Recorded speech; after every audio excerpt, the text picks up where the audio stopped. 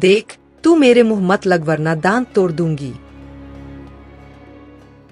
इतनी बेरहमी भी कैसी कि गंगा, जो पूरे दिन की थकान के बाद बस एक कौर की उम्मीद लेकर बैठी थी, उसकी वही थाली उसकी आंखों के सामने छीन ली गई। आइए जानने के लिए चलते हैं गंगा की जिंदगी की शुरुआत की ओर।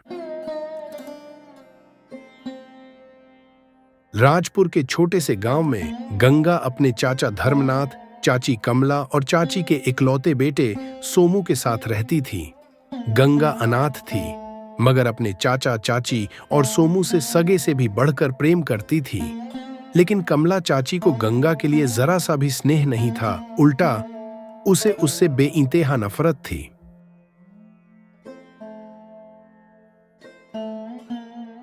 अब सुबह सुबह मेरे सिर पर आकर क्यों खड़ी हो गई है? देख, मेरे पास इतना फालतू समय नहीं है कि 36 घंटे खड़े होकर तेरी बकवास सुनती रहूं। और सुन, तेरा बाप कोई दौलत का पिटारा नहीं बांध कर गया मुझे, समझी?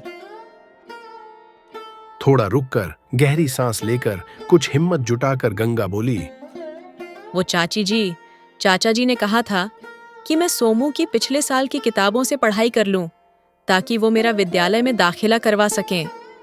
2 दिन बाद वो मेरा दाखिला करा देंगे तो मैं जाकर पढ़ाई कर लूं। बस यही पूछना था कि क्या मैं सोमू की किताबें ले सकती हूँ? गंगा के मुंह से पढ़ाई की बात सुनकर कमला का चेहरा तमतमा उठा। वह एकदम चिड़चिड़ी होती हुई बोली, अच्छा, तो अब तू पढ़ाई करेगी और मैं सारे दिन रसोई में चूल्हा चौका करूं। बस यही बाकी रह गया था मेरे जीवन में। चुपचाप रसोई में जाकर खाना बना, वरना धक्के मारकर घर से बाहर फेंक दूंगी, समझी? 2 दिन में अगर तेरे सिर से पढ़ाई का भूत ना उतरा न तो मैं भी कमला नहीं। इतना कहकर कमला वहां से चली जाती है और गंगा आंखों में आंसू लिए वहीं खड़ी रह जाती है। आखिर गंगा का भी तो पढ़ाई पर हक्का था, पर किससे कहती, कौन समझता। आंखों में टूटे हुए सपने लिए छोटी सी गंगा रसोई में खाना बनाने लगती है। जिन हाथों में और कलम होनी चाहिए थी, आज उन्हीं में चमचा था। आखिर इसी को तो किस्मत कहते हैं।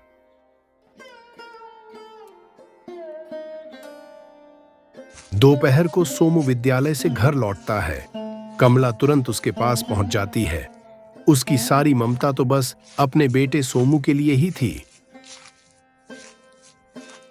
अरे, आ गया मेरा लाल, मेरी आंखों का तारा। आज विद्यालय में कैसा रहा तेरा दिन? मास्टरनी जी ने क्या पढ़ाया तुझे? हाँ, बता तो अपनी अम्मा को। कुछ खास नहीं माँ, पहले खाने को दे दो, बहुत तेज भूख लगी है। उफ, कितना थक गया है मेरा बेटा, तेरी आवाज में भी थकान साफ झलक रही है। अच्छा बता, आज खाने में क्या मन है? छोले की गर्मागर्म प्लेट या फिर मलाईदार पनीर की सब्जी? अरे माँ, कुछ भी दे दो, बस खाने को दे दो। बहुत तेज भूख लगी है, भूख के मारे पेट में चूहे दौड़ रहे हैं। अरे ओ गंगा, मर गई क्या? खाना लगा रही है या खुद ठूसने लगी है? यहाँ मेरा सोमू भूख के मारे तड़प रहा है, जल्दी खाना लेकर आ। अगर एक और भी सब्जी का कम हुआ ना, तो तू देखना फिर तेरा क्या हाल करती हूँ मैं। बेचारी गंगा अपने छोटे से हाथों में खाने की थाली लेकर आती है। इतनी देर से तुझसे खाना नहीं लाया जा रहा था? क्या कर रही थी जो तुझे एक थाली निकालने में इतनी देर लग गई? वो चाची जी सब्जी गरम करने में थोड़ा ज्यादा वक्त लग गया। तुझे तो मैं बाद में देखती हूँ, पहले मेरे सोमू को खाना खा लेने दे, फिर शाम को तेरी अच्छे से खबर लेती हूँ। शाम के वक्त क्या बात है? अब क्या चाहिए तुझे जो फिर से मुंह उठाकर यहाँ चली आई? अच्छा बता, बर्तन धो दिए और वो जो मेरी साड़ियाँ थी उन्हें धो दिया? ये सब काम हो गया? जी चाची जी, ये सारा काम हो गया है और शाम के लिए आपने जो सब्जियां कही थीं वो भी काट दी हैं। अब मैं बाहर खेलने जा सकती हूँ। सोमू और बाकी गांव के सारे बच्चे खेल रहे हैं, मैं भी जाऊं? गंगा के मुंह से खेलने जाने की बात सुनकर कमला क्रोधित हो उठती है। अच्छा, तो अब तू खेलने जाएगी? जरा सा तुझसे ढंग से दो बोल क्या बोल दूं, तू तो अपनी औकात ही भूल जाती है। सिर पर चढ़ने की कोशिश करने लगती है। अब तू मेरे सोमू की बराबरी करेगी?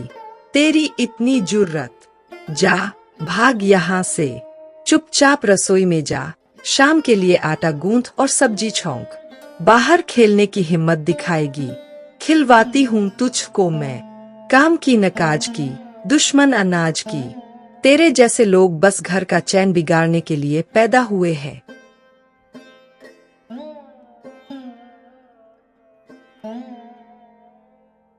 मनहूस कही कि न जाने किस घड़ी मेरे आंगन में आई थी। कसम खाती हूँ इसको अपने घर में इस छाह चैन का नहीं बिताने दूंगी। जीते जी अगर इसकी जिंदगी नरक न बनाई तो मेरा नाम भी कमला नहीं, बद से बदतर हालत कर दूंगी इसके मैं। इधर कमरे में बैठी छोटी सी गंगा अपने हृदय का सारा दर्द चुपचाप सह रही थी। मैं कुछ भी कर लूं, इस जन्म में चाची को मैं कभी पसंद नहीं आऊंगी। वो मुझे बहुत बुरा समझती हैं।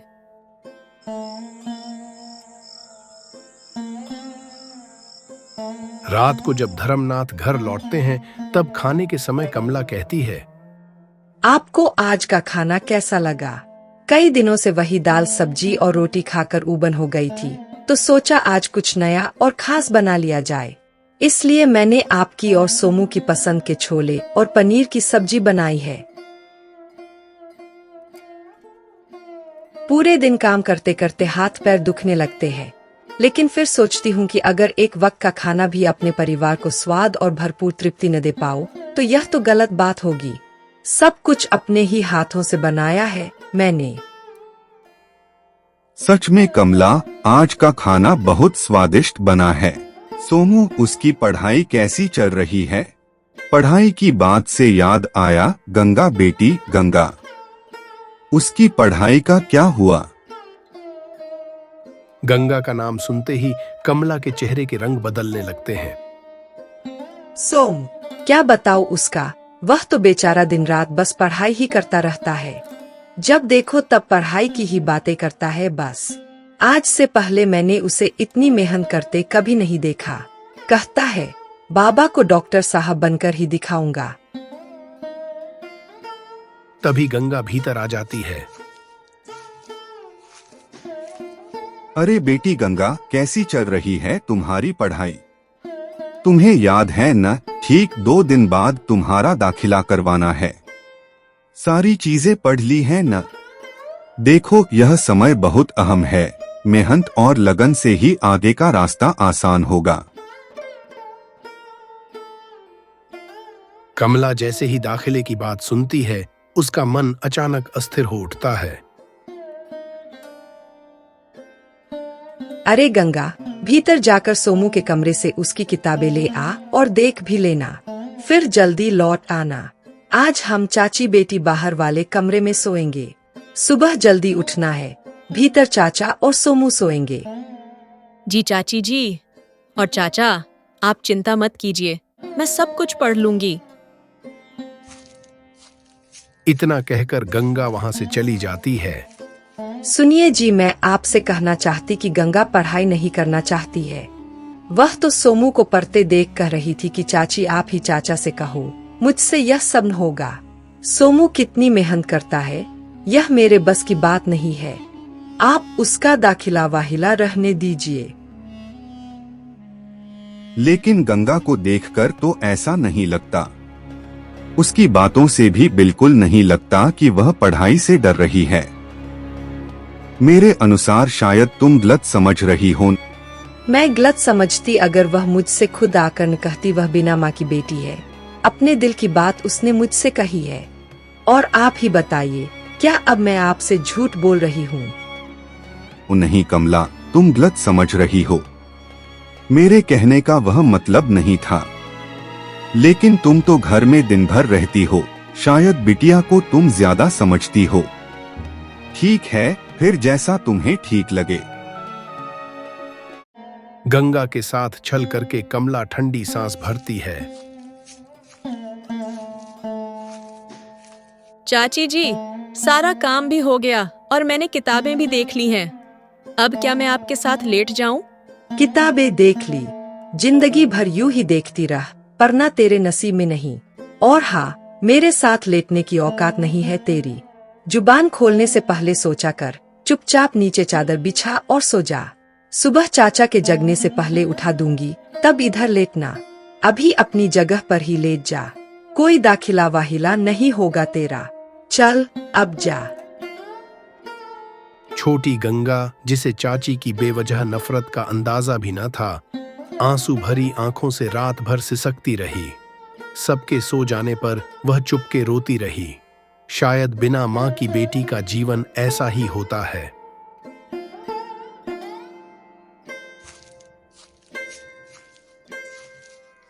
आधी रात को उठकर गंगा कड़कड़ाती ठंड में अकेली आंगन में बैठी थी। सन्नाटा चारों ओर पसरा था और वह अपने भाग्य पर आंसू बहा रही थी।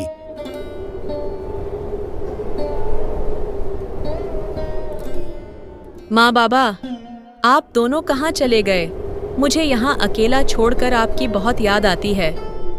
चाची में मैं आपको ढूंढती हूँ माँ, लेकिन आप जैसी कोई नहीं है। आप कहीं नहीं हो माँ। ऐसे ही कई दिन और रातें, महीने और वर्ष बीत जाते हैं। गंगा 12 से 21 की हो जाती है, लेकिन गंगा की उम्र के साथ साथ कमला का क्रोध और अन्याय भी बढ़ चुका था। चाची जी, इस बोझ से हाथ दुख रहे हैं। सामने वाली सड़क से रिक्शा बुला लीजिए। अच्छा जी, अब महारानी जी के हाथ दुख रहे हैं। तेरी उम्र में मैंने दुगना बोझ उठाया था, कभी तेरी तरह नाटक नहीं किया। और रही रिक्शे की बात, तो पैसे तेरी माँ छोड़ गई थी कि तेरा बाप चुपचाप सीधा घर जाए। मुझे सड़क पर अपना रूप दिखाने पर मजबूर मत कर। चल घर चल। हाथों के दर्द का बहाना बनाकर दिन भर बिस्तर पर पड़ी रहेगी क्या? उठ और काम पर लग जा। पहले पूरे घर में झाड़ू लगा, फिर गीला पोछा कर और आंगन को भी साफ कर। अभी तुरंत निकल और सब काम पूरा कर। चाची जी, वो सब मैंने पहले ही कर लिया है। झाड़ू भी लगा दी और पोछा भी कर दिया। अब रात के खाने की तैयारियां भी पूरी कर ली हैं। आप कहें तो अभी खाना बनाना शुरू कर दूं? ज्यादा जुबान मत चला, जा यहाँ से।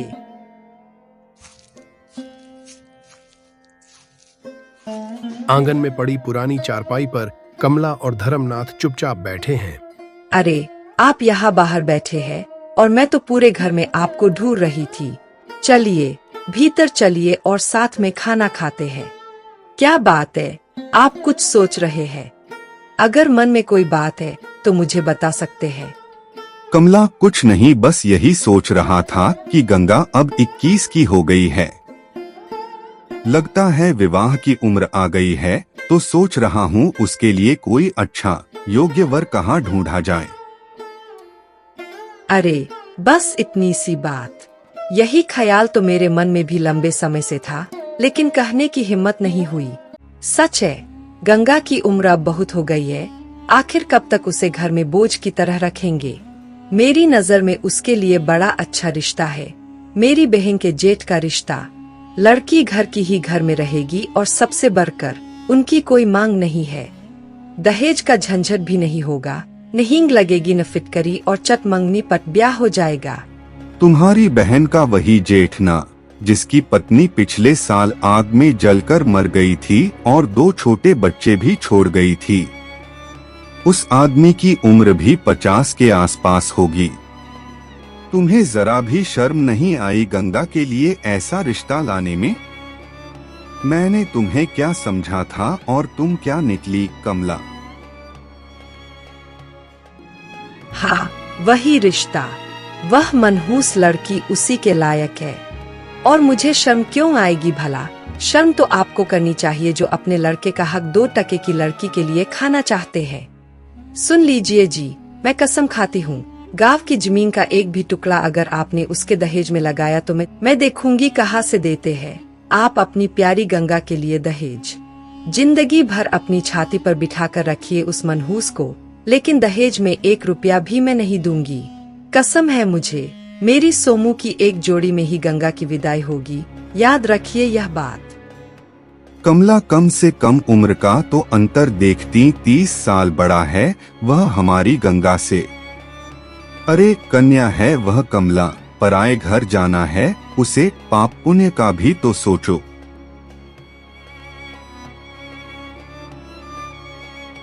सौ चूहे खाकर बिल्ली हज को चली, अपनी उम्र कभी देखी है? मुझसे बड़े होकर भी अपनी बारी में तो न सोचा था, और अब पापू ने गिनने की उम्र मेरी नहीं तुम्हारी है।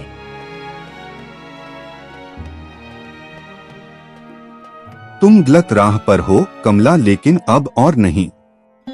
बचपन से तुमने उस बिचारी बिन माँ की बेटी पर जितने भी अन्याय किए, हमने एक शब्द नहीं कहा। मगर अब और नहीं, मेरे भाई का भी हक है इस जमीन पर। कमला तुम्हें जो करना है करो, लेकिन मैं अब गंगा बिटिया के साथ अन्याय नहीं होने दूंगा। आखिर बात अब उसके पूरे भविष्य की है। इधर भीतर दिन भर की थकी गंगा खाने की थाली लेकर बैठी ही थी कि हे भगवान जी, आपका बहुत बहुत धन्यवाद मुझे भोजन देने के लिए। सच कहूँ तो बहुत भूख लगी थी और यह थाली मेरे लिए वरदान जैसी है। तभी कमला गुस्से में भीतर आ धमकती है। अरे ओ महारानी जी, घर में कोई खाए ना खाए, लेकिन पहले तुम तो ठूंस लो। अभी मेरे सोमू के हलक से एक निवाला भी नहीं उतरा और यहाँ तुम सब्जी थाली लेकर आराम से परसने बैठ गईं। ला, यहाँ दे थाली। नहीं चाची जी, सब्जी बहुत रखी है, आप चिंता मत कीजिए। चाचा जी और सोमू सब खा लेंगे, तब भी काफी बच जाएगी। इसलिए मैंने थोड़ी सी ही ले ली, बहुत ज्यादा भूख लगी थी। लेकिन कोई बात नहीं, जब तक आप रसोई में जाकर देख नहीं लेती, मैं खाना नहीं खाऊंगी। अच्छा तो रानी जी, आज आप सबसे पहले खाना खाएंगी। हाँ, आज तक मैंने ऐसा होने दिया है क्या जो आज होने दूंगी? और ज्यादा जुबान मेरे सामने मत चलाया करो। एक बात और, तू मुझे नहीं बताएगी कि मैं क्या करूंगी और क्या नहीं। कमला थाली उठाकर बड़बड़ाती हुई बाहर निकल जाती है। पीछे रह जाती गंगा, जिसकी आंखों में आंसू भर आए थे। वह चुपचाप बैठी रह गई, जैसे भीतर का सारा दर्द उसकी आंखों से बहने को तैयार हो।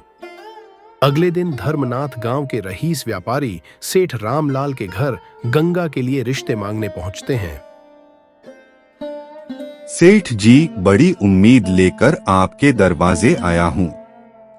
आप जानते हैं, मेरी बेटी गंगा अब ब्याह योग्य हो गई है। अगर आपकी नजर में उसके लिए कोई योग्य रिश्ता हो तो कृपा कर बताइए। वहां बात कुछ ऐसी होती है जिससे धर्मनाथ के आंखों में आंसू भर आते हैं। अरे गंगा, सुन जरा, इधर आ। ये मटका मुझे दे दे और तू चुपचाप जा, दूसरा घड़ा भर ला। तब तक ये मटका मुझे थमा दे। जल्दी जा और जल्दी लौट आ। चाची जी, रोज तो एक ही मटका आता है, आज 2 क्यों? अगर अभी गई तो अंधेरा हो जाएगा। कल भेज दूं या आप साथ चलें? तेरी यही आदत मुझे झर लगती है। अंधेरा हो गया तो क्या, 2 घड़े पानी भर लाएगी तो मर जाएगी क्या? और ये क्या कहा तूने, मैं तेरे साथ चलूं? अब मैं ही पानी भरने जाऊं और तू यहाँ मुफ्त की रोटियां तोड़े? बस चुपचाप निकल जा, वरना मुंह तोड़ दूंगी। और सुन, जल्दी लौट आ, शाम का खाना भी बनाना है। तेरी माँ नहीं आएगी उतरकर खाना बनाने, आलसी कहीं की। गंगा पानी भरने चली जाती है। कुछ ही देर में धर्मनाथ लौट आते हैं। कमला, कब तक नाराज रहोगी?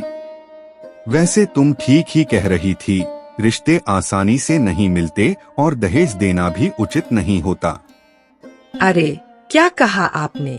मेरी बात मान ली, वो भी इतनी जल्दी? सच कहूँ तो मुझे अपने कानों पर यकीन ही नहीं हो रहा। मुझे तो लगा था कि आप 100 बरस बाद भी न मानेंगे। ये तो सचमुच जादू हो गया।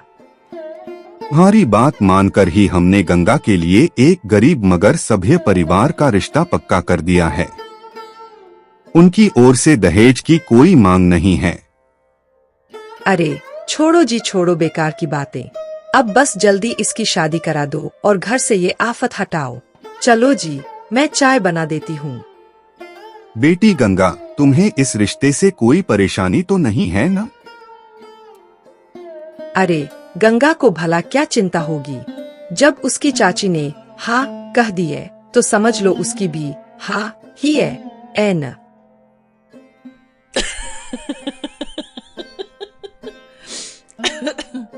कुछ ही दिनों में गंगा की शादी राघव नाम के लड़के से हो जाती है, जिसे सबकी नजर में एक गरीब घर का लड़का माना जाता था। पता नहीं क्यों दीदी, मुझे तो दाल में कुछ काला लग रहा है। अरे दाल में कुछ काला नहीं है, ज्यादा दिमाग मत चला वरना सब बिगड़ जाएगा। वैसे भी पैसे कहाँ दिए थे मैंने कि किसी बड़े घर का रिश्ता मिल जाता। जो कुछ भी था उसमें यही मिल गया, बहुत बड़ी बात है। देख कैसे साधारण कपड़ों में शादी हुई। लड़की को तो लहंगा भी हमने ही दिलाया, वरना वो भी न था। तू चिंता मत कर, पहले मुझे भी शक हुआ था लड़के को देखकर, लेकिन धीरे धीरे इनकी औकात समझ गई मैं। तू भी समझ जाएगी। बेटा गंगा का ख्याल रखना। चाचा जी, आप परेशान मत होइए, आप निश्चिंत रहिए। कुछ ही देर में गंगा और राघव चले जाते हैं और धर्मनाथ की आंखों में आंसू आ जाते हैं। देखा छुटकी, तेरी दीदी का दिमाग आज तक पूरी दुनिया में कोई नहीं समझ पाया। और तेरा जीजा, वो तो इतना मंद बुद्धि है कि उसे 100 जन्म लेने पड़ेंगे तब जाकर जरा सी अक्ल आएगी। आज मेरे सिर का बरसों पुराना बोझ उतर गया है। ये बला अब हमेशा के लिए मेरे घर से टल गई है। अब बस चैन है। अरे दीदी, वो तो जानती हूँ, हम सब भाई बहनों में सबसे चंद तो तुम ही थी। तुम्हारे दिमाग का कोई मुकाबला नहीं कर पाएगा मेरी चंद चालाक बहना।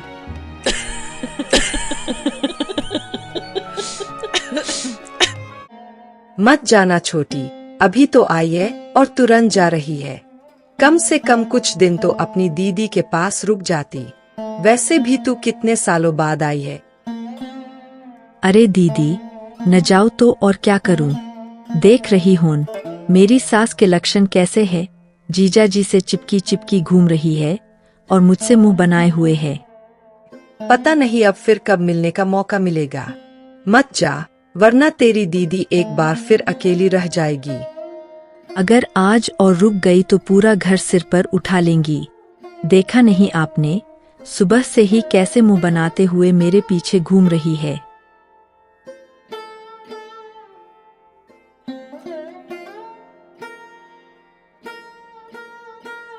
अब आप रोइए मत दीदी, आप रोगी तो मैं भी रो दूंगी। वहीं दूसरी ओर गंगा के ससुराल में उसका स्वागत इतना आलीशान और भव्य होता है कि उसे मिले प्रेम और अपनापन से उसकी आंखें नम हो जाती हैं। मुझे लगा तुम थक गई होगी गंगा, इसलिए मैंने खाना ऊपर ही मंगवा लिया। खाने की भरी थाली देखकर गंगा की आंखें भर आती हैं। उस पल उसे अपनी पिछली जिंदगी का एक लम्हा याद आ जाता है। क्या बात है गंगा, तुम्हें बुरा लग गया क्या? लगता है मैंने कुछ गलत कह दिया, मुझे माफ कर दो। नहीं, आपकी कोई गलती नहीं है। बस अपनी ही जिंदगी का एक लम्हा याद आ गया था, इसलिए आंखें भर आईं। भूखे इंसान के सामने अगर भरी थाली रख दी जाए तो निवाला गले से उतारना मुश्किल हो जाता है। दूसरी तरफ धीरे धीरे अब कमला का किया उसके सामने आ रहा था। हे भगवान, कितनी भीषण ठंड है और जब से गंगा गई है मानो घर के पहाड़ जैसे काम मेरे सिर पर टूट पड़े हों। समझ नहीं आता वह सब कैसे संभाल लेती थी। गंगा की मेहनत और सहनशीलता अब जाकर महसूस हो रही है। अरे रे, कैसी कड़कड़ाती ठंड है कि नदियों का पानी तक जम जाए और मैं यहाँ सुबह सुबह आंगन में झाड़ू लगा रही हूँ। बड़ी ही बुरी किस्मत है तेरी कमला, उस आफत को हटाकर तूने अपने ही लिए बुरा कर लिया। अच्छी भली मुफ्त की नौकरानी हाथ से निकल गई और अब सब काम का बोझ तेरे ही सिर पर आ गिरा है।